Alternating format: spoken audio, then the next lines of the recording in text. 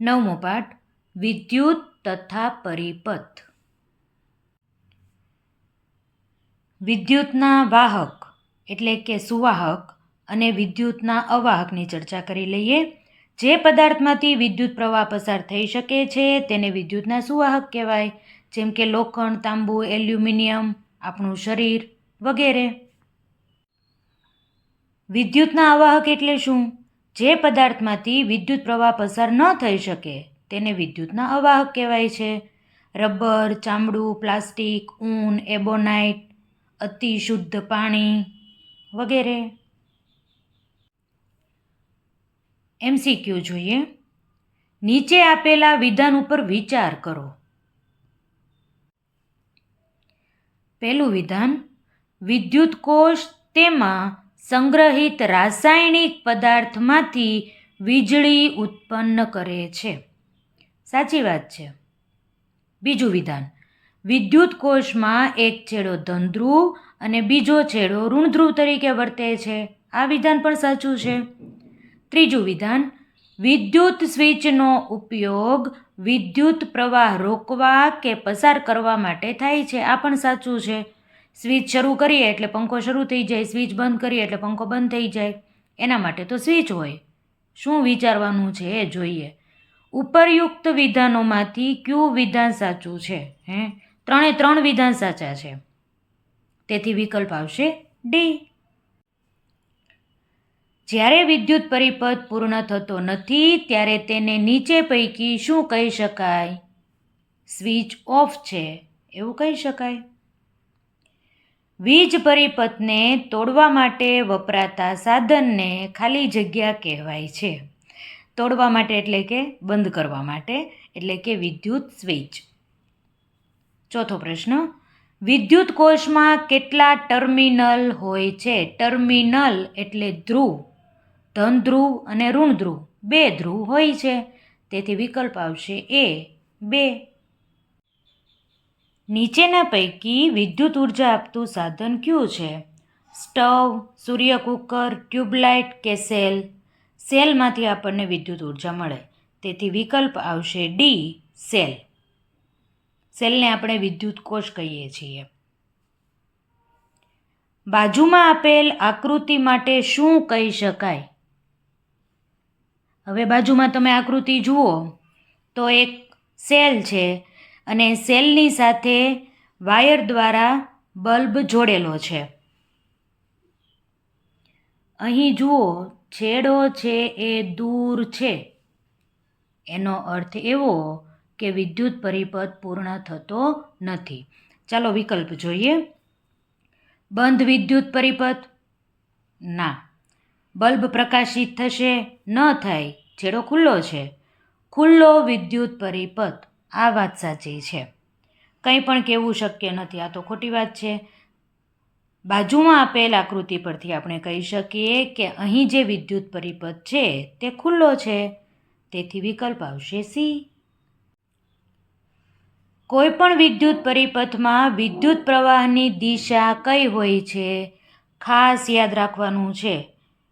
વિદ્યુત પ્રવાહની દિશા હંમેશા ધન ધ્રુવથી ઋણ ધ્રુવ તરફ હોય છે. ધનથી ઋણ. આ દિશા ખાસ યાદ રાખવાની છે, પરીક્ષામાં પૂછાશે. 8મો પ્રશ્ન, કોઈ વસ્તુ સાથે વાહક ટેસ્ટરનો ઉપયોગ કરીને એ જોવામાં આવ્યું કે બલ્બ પ્રકાશિત થાય છે, તો આ પદાર્થ માટે શું કહી શકાય? ટેસ્ટર તમે બધાએ જોયું જ હશે. નાનું અમથું હોય અને પછી આપણે કોઈ પણ સ્વિચના જીવંત તાર સાથે ટેસ્ટરને અડાડીએ એટલે અંદર લાઇટ થાય. એનો અર્થ એવો કે તેમાંથી વિદ્યુત પ્રવાહ પસાર થાય છે. બરાબર છે? ચાલો વિધાન જોઈએ. આપેલ પદાર્થ વિદ્યુતનો અવાહક છે. ખોટી વાત છે. બલ્બ ક્યારે પ્રકાશિત થાય? સુવાહક હોય તો જ. તેથી એ ખોટું છે. આપેલ પદાર્થમાંથી વિદ્યુત પસાર થઈ શકતો નથી. થઈ શકતી નથી નહીં, થઈ શકતો નથી. ખોટું છે. આપેલ પદાર્થ વિદ્યુતનું સુવાહક છે. આ વાત સાચી છે. પદાર્થ વિદ્યુતનું સુવાહક હોય એટલે જ એમાંથી વિદ્યુત પ્રવાહ પસાર થાય અને એટલે જ બલ્બ પ્રકાશિત થાય. તેથી વિકલ્પ આવશે સી. આપેલ પદાર્થ વિદ્યુત સુવાહક છે.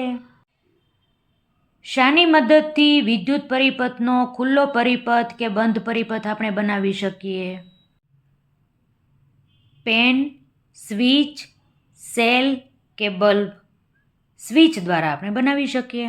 તેથી વિકલ્પ આવશે બી. સ્વિચ. કયો પદાર્થ વિદ્યુત અવાહક નથી? અવાહક નથી એટલે કે સુવાહક છે. પ્રશ્ન સમજવા ખાસ જરૂરી છે. તમને ભૂલ પડે એટલે જ આવી રીતે ફેરવીને પ્રશ્ન પૂછ્યા હોય. એકદમ સહેલો પ્રશ્ન છે. જુઓ, કયો પદાર્થ વિદ્યુતનો સુવાહક છે? આવું કીધું હોય તો તમે ફટફટ લખી નાખશો. પણ તમને પ્રશ્ન એવી રીતે ફેરવો છે કે કયો પદાર્થ વિદ્યુત અવાહક નથી. એટલે પ્રશ્ન સમજવાનો. અવાહક નથી એનો અર્થ એવો કે સુવાહક છે. હવે ઓપ્શન જોઈએ. લોખંડ, ચામડું, ઊન કે લાકડું? સુવાહક કોણ છે? લોખંડ. તેથી વિકલ્પ આવશે એ. લોખંડ. નીચેના પૈકી વિદ્યુત અવાહક શું છે? માનવ શરીર, વાયુ, પાણી કે આપેલ તમામ? વિદ્યુત અવાહક એટલે જેમાંથી વિદ્યુત પ્રવાહ પસાર ન થઈ શકે. માનવ શરીર, આપણામાંથી વિદ્યુત પ્રવાહ પસાર થાય? બરાબર છે ને? આપણને કરંટ લાગે છે. ક્યારેક કરંટ લાગવાથી વ્યક્તિનું મૃત્યુ પણ થાય છે. તેથી માનવ શરીર છે એ વિદ્યુતનું સુવાહક છે. પાણી પણ વિદ્યુતનું સુવાહક છે. આપણે પાઠમાં આવે છે કે જ્યારે ઘરમાં આગ લાગી હોય ત્યારે પહેલાં આપણે બધી સ્વિચ બંધ કરી દેવાની. ફાયર બ્રિગેડવાળા આવે ત્યારે મેઇન સ્વિચ બંધ કરીને પછી પાણી દ્વારા આગ ઓલવે છે. કેમ? જો સ્વિચ શરૂ હોય અને પાણી નાખે તો અંદર માણસો હોય તો એ માણસોને કરંટ લાગવાની શક્યતા છે અને માણસોનું આમેય મૃત્યુ થઈ જાય. પાણી અને માનવ શરીર બંને વિદ્યુતના સુવાહક છે. વાયુ એટલે હવા છે એ વિદ્યુતનું અવાહક છે. તેથી વિકલ્પ આવશે બી. વાયુ. વિદ્યુત કોષ કઈ ઉર્જામાં રૂપાંતર કરે છે? ખૂબ અગત્યનો પ્રશ્ન છે. રાસાયણિક ઉર્જાનું વિદ્યુત ઉર્જામાં રૂપાંતર કરે છે. તમારે સેલ ઘરે બગડી ગયો હોય તો એ સેલને ખોલશો ને, તોડશો ને એટલે પતરાની અંદરથી કાળો કાર્બન જેવો પદાર્થ નીકળશે. એ રસાયણ છે અને એ રસાયણના કારણે જ સેલ છે એ ચાલતો હતો. ઘડિયાળ બંધ થઈ જાય, આપણે સેલ કાઢીને ફેંકી દઈએ કારણ કે એમાં જે રાસાયણિક ઉર્જા હોય એ વપરાઈ ગઈ. બરાબર છે? ફરીથી યાદ કરી લઈએ. વિદ્યુત કોષ છે એ રાસાયણિક ઉર્જાનું વિદ્યુત ઉર્જામાં રૂપાંતર કરે છે. નીચે આપેલ પદાર્થોમાંથી કયો પદાર્થ વિદ્યુત વાહક છે? થર્મોકોલ અવાહક, રબર પ્લાસ્ટિક અવાહક, પેન્સિલની અણી છે એ વિદ્યુત વાહક છે. આપણે પ્રયોગ કર્યો તો યાદ કરો તમે. એક બાજુ પેન્સિલની અણી આપણે કાઢી હતી અને ત્યારે વિદ્યુત પ્રવાહ પસાર કરવા પ્રયત્ન કર્યો હતો તો બલ્બ નહોતો થયો. પણ બે બાજુ જ્યારે આપણે પેન્સિલની અણી કાઢી નાખી, બરાબર છે, અને બંને છેડાનું જોડાણ કર્યું એટલે તરત લાઇટ છે એ થઈ હતી. પેન્સિલની અણી છે એ વિદ્યુતની વાહક છે. નીચે આપેલ વિધાનો પૈકી કયું વિધાન ખોટું છે? વિદ્યુત પ્રવાહ ધાતુઓમાંથી પસાર થઈ શકે છે. સાચી વાત છે. ધાતુઓ હોય એટલે આપણને કરંટ લાગે છે. વિદ્યુત પ્રવાહ થર્મોકોલની શીટમાંથી પસાર થઈ શકે છે. ખોટી વાત છે. થર્મોકોલ વિદ્યુતનું અવાહક છે, તેમાંથી વિદ્યુત પ્રવાહ પસાર ના થાય. તેથી વિકલ્પ આવશે બી. છતાં પણ આપણે બંને વિધાન છે એ જોઈ લઈએ. વિદ્યુત પરિપથ બનાવવા ધાતુના તાર વપરાય છે. સાચી વાત છે. તો જ એમાંથી વિદ્યુત પ્રવાહ પસાર થાય. વિદ્યુત કોષ એ વિદ્યુતનો એક સ્ત્રોત છે. આ પણ સાચી વાત છે. કયું વિધાન ખોટું આવ્યું? વિધાન બી. નીચેના પૈકી બલ્બમાં શું હોય? ફિલામેન્ટ, સ્વિચ, સોકેટ કે સેફ્ટી પિન? ફિલામેન્ટ હોય. અત્યારે તો આપણે બધા જે બલ્બ વાપરીએ છીએ એ સફેદ પ્રકાશવાળા વાપરીએ છીએ. લાઇટ બિલ ઓછું આવે, વિદ્યુત ઉર્જાનો ઓછો ઉપયોગ થાય એવા LED બલ્બ આપણે વાપરીએ છીએ. પહેલાંના સમયમાં બલ્બ હતા એ પીળા કલરના લેમ્પ હતા. એ એવો લેમ્પ હતો કે જે આખો કાચ હોય ને એની અંદર જે તાર હોય ફિલામેન્ટ હોય એ આપણને દેખાય. બરાબર છે. જ્યારે બલ્બ ઉડી જાય ને એટલે એ ફિલામેન્ટ ઓગળી ગયો હોય, તૂટી ગયો હોય, ઝાટકો મારે લાઇટ એટલે એ પાતળો તાર છે એ બળી જાય એટલે બલ્બ ઉડી ગયો કહેવાય. અને અત્યારના બલ્બ છે એ વર્ષો સુધી 5-5 વર્ષ 6-6 વર્ષ સુધી કાંઈ થતું નથી. અને પહેલાંના સમયમાં તો ઘરે આવ્યો ને એ પહેલી વખતે શરૂ કરીએ ને તોય જ બળી જતો. અને વધારે પ્રમાણમાં ઉર્જા છે એનો વ્યય થતો હતો. સારું, હાલો, નીચેના પૈકી બલ્બમાં શું હોય છે? ફિલામેન્ટ. અત્યારે હોય પણ આપણને દેખાય નહીં, કારણ કે સફેદ પ્રકાશવાળો બલ્બ થઈ ગયો ને એટલે ફિલામેન્ટ વગર ક્યારેય વિદ્યુત પ્રવાહ પસાર થાય નહીં. નીચેના પૈકી વિદ્યુત ઉર્જા વાપરતું સાધન કયું છે? સ્ટવ, સૂર્યકુકર, ટ્યુબલાઇટ કે જનરેટર? વિદ્યુત ઉર્જાના કારણે કયું સાધન ચાલે છે? ટ્યુબલાઇટ. વિકલ્પ આવશે સી, ટ્યુબલાઇટ. તાંબુ વિદ્યુતનું શું વાહક છે?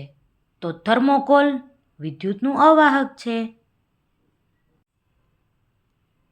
નીચે દર્શાવેલી વિદ્યુત બલ્બની આકૃતિ આપેલ છે.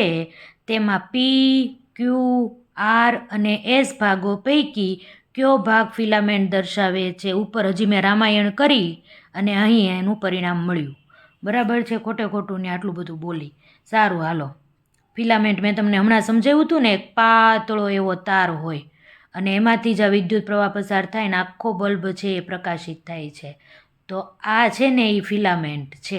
ઓલી કાલ્પનિક વાત હતી, આમાં તમને આકૃતિ બતાવી દીધી. તો ભાગ પી છે એ ફિલામેન્ટ દર્શાવે છે. વિકલ્પ આવશે બી, ભાગ પી.